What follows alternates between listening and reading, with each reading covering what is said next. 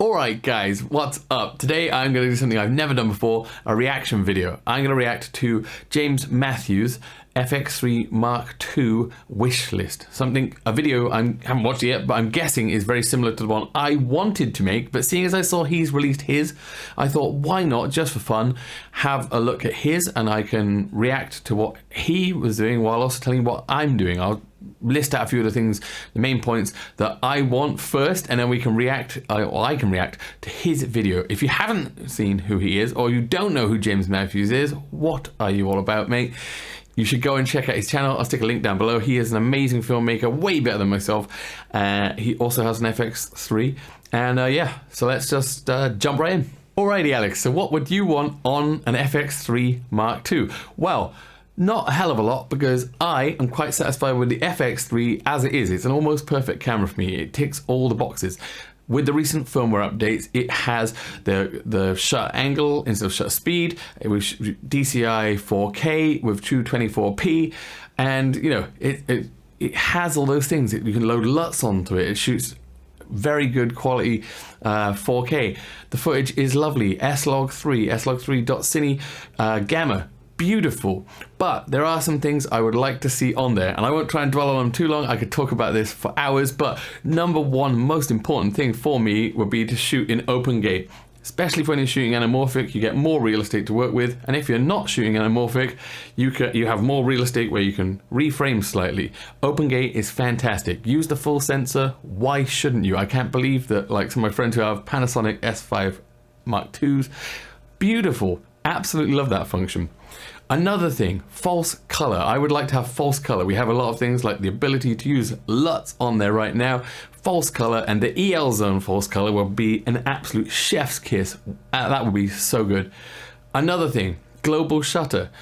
Rolling shutter seems to be a big controversial thing on here at the minute, but I would just like it. So we had global shutter, so you got 0. Not that it matters too much. That one's probably the least important of all the 4 things that I would want. And the last one is just the fact that when you turn off the camera and you take off the lens, you can still see the sensor. I would like it, like I'm pretty sure Canon does it, where if you turn off the camera, take off the lens, there's like a door which comes down in front of the sensor. Means you don't get dusty when you're changing lenses when you're out in the field, and just protects the sensor. It'll be just nice to have that ability to shut that, you know, like shut it over, keep it a little bit safer. Anyway, enough of what I want. Let's react to what James wants. I did just forget to mention as well, the other thing which I would love, but I'm pretty sure is not possible, is gonna be internal NDs. Like I use the FX6 on shoots when it's like bigger jobs. Sometimes clients will just say we need an FX6, even though the FX3 basically the same thing. I love the internal NDs. I love them, you know, just you don't need to screw anything on the front, you don't need to mess about that, you just slap a lens on and you can just shoot. That, however, does take a bit of space, and I think the beauty of the FX3 is it's small. I don't think you're going to be able to fit internal NDs into that body realistically. If they could, that would be probably my second most important thing on the list, but I don't think that is going to be possible. I just don't think we're not in a place where we can do that. So anyway, let's go. So wish list number 1, and that is having the ability to shoot open gate. Now, I'm actually really surprised that Sony doesn't already have the ability to shoot open gate on the FX3, the FX6, just the entire cinema line.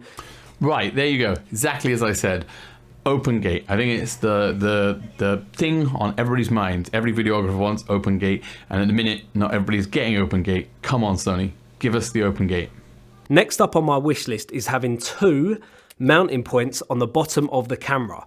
You lot know what it's like, mate. You've got your FX3 or, you know, just your average camera with 1 mounting point. Boom.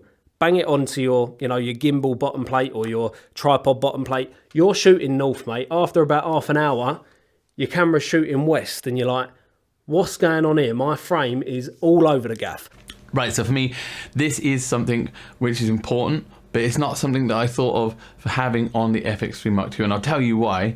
Because that would be for more if you're using the FX3 uncaged, and I use mine and my FX30 with the small rig cage on it. So I'll show you. Look, I can find my FX30. Here we are. Same as the FX3, just not internally, but externally exactly the same. I rock the small rig cage, and if you look on here, it's got those 2 holes. So I regularly use it with the base plate, which is this one. This one is from my Surrey Rapid Ascend tripod or whatever it's called, and it has one big and one small. It's a 1/8 and a 1/20th, whatever it is. The big one and the small one, and then this has a big hole here, a small hole here. That's what she said. And so I don't need to worry about it. Well, at least when I'm using that tripod, it doesn't do the turning thing. But if I'm using it on the tripod I'm using it on now, the Lanzi Coleman travel tripod, which just has the one single 1/4-20, then yes, it does do that, and it comes undone, which is annoying. So having it on the body, just for that simple fact, and also making more tripods with the two screws in it as well, because it's no good having 2 screw holes if you don't have tripod plates that don't always have the 2 screws. What, that's a mouthful. Right, let's continue. Next up is having the ability to actually lock the sensor when you turn image stabilization off. I personally really like to shoot handheld with my image stabilization off, because it gives that really natural cinematic handheld look, that really organic handheld look. Right, so that is a good point, and something I hadn't actually ever even thought of. And it's mainly because, as he's got lots of car shots, I haven't really done car shots. Well, I have done car shots, but I wouldn't want to put... I don't want to trust my FX3 or FX30 on the outside of the car. So we've always been using rented cameras from jobs like that. Usually you rent cameras anyway instead of using your own. But it is something that would be cool. Definitely for a lot of like handheld stuff. That would be awesome to be able to have that ability to lock the sensor. Hadn't thought of that one. Adding it to the list. Next up, I would love to see a triple based native ISO. Obviously, we've got a dual based native ISO at the moment. We've got 800 and that 12,800, but I think it would be so beneficial to have one in between, in about that sweet spot, about 3,200, maybe 6,400. Another great suggestion. Definitely would add that to my list. The triple based ISO. I'm not sure if that's even possible, but it sounds amazing. It's not super hard, I'll be honest. I have got used to going between the 2 base ISOs in just Cine EI, and then either, you know, if you need to go way above the first one, but it's the second one of 12,800 is too much, I just use NDs and bring it back down. Or sometimes other way around, you can just add lights. So I've got quite used to doing that, and I wouldn't say it's really a problem, but having a third stop in the middle would also be fantastic, so that you could just click, click, click. I love the ISO button just on the top here. You can just quickly blap, blap, blap, and like switch between the base ISOs. So that would be cool having that. Definitely would consider that. Add it to the list. Next up on my wish list for the FX3 Mark II would be a sensor that shoots 6K. So 6K for me, I'm not really bothered too much about anything above 4K. 4K is enough. 6K would be kind of nice because you crop in that little bit more and it gives you those reframing possibilities, but 4K has always been plenty for me.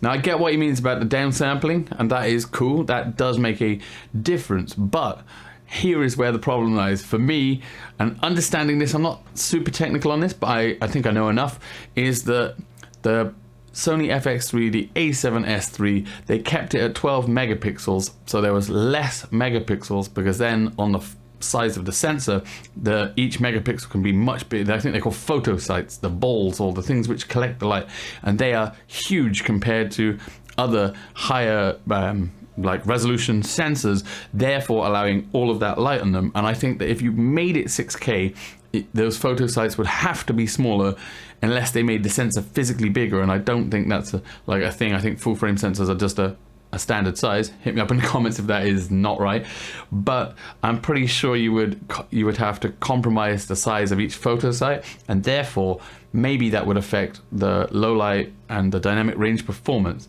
If they could do it, I wouldn't be averse to it. If they could make 6K and still make those big old photosites and make it have the same awesome ability to be in low light, because this is the one reason I shoot Sony, is I love to shoot low light stuff. I love the fact that I have that and I don't have to rely on like really like low maximum ISOs, and can go up to 12,800 and have it super clean. That is what makes the camera for me. I would rather stick with just 4K and not go to 6K and have the low light performance and have to compromise on low light performance to get 6K, because for me 6K, you know, I take it or leave it. The monitor.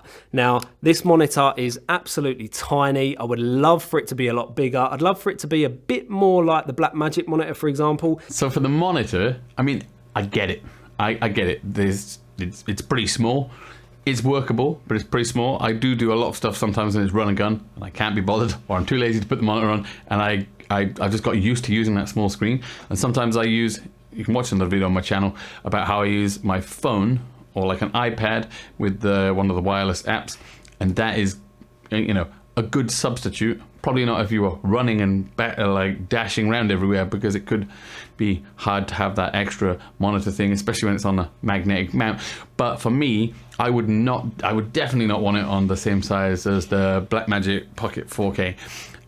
I haven't personally owned one of those. I have shot with them, and I have lots of friends that have them, but the screen is big and lovely, and that is great, but I do not like the size of the Blackmagic Pocket 4K camera. It is awkward, it is annoying to balance on a gimbal, and it's not even pocket, which is the funny thing. So I wouldn't want anything if it made the body bigger. If you could make the screen bigger and maybe take away some of those buttons on the outside, make it touch screen, so that the screen covered the whole back of the camera and you didn't have to make the actual body bigger, yes, I would definitely be all for that. But if you had to incorporate a bigger screen and make the body bigger, then no thank you. Unless it was maybe just a little bit, maybe. But I think that's the beauty of the FX3. If you wanted a big bulky camera, you'd probably just get the FX6, and yeah, different beast. So yeah, I would be kind of 50-50 sold on that idea, depending on how much of an increase in the body, or if any increase at all. Now let's talk about what I think a lot of you lot are going to want to see in the FX3 Mark II. Internal NDs. Now, I can't see how Sony could fit internal NDs in a tiny little body like this. So yeah, exactly what I said earlier. Internal NDs, I think all cameras in the future should have internal NDs, because internal NDs are just so clutch, it's unreal. Can you fit that in a body that's this size? Yeah, I don't think so. I don't think so. And going back to my previous comment about the Blackmagic body sizes, I wouldn't want this to get any bigger than it is right now, because this is the camera which, you know, it's convenient, it's very easy, it's awesome for run and gun and gimbal stuff and all that stuff, because it's just that big. It's not a huge camera. It's not tiny like the A7C, but it's not big like the FX6. So, you know, if you can't get internal NDs on it, I'm okay with that. Some of the other ones, open gate would be arguably much more important, and some of the other ones mentioned in this video. What do you guys think? If you haven't seen James's video, I highly recommend, I'll leave a link to it down below. Go over, view his channel. Don't just view that one video. He's got tons of fantastic videos. But yes, what do you guys think? What would you want in an FX3 Mark II? Hit me up in the comments down below, and until next time guys, peace.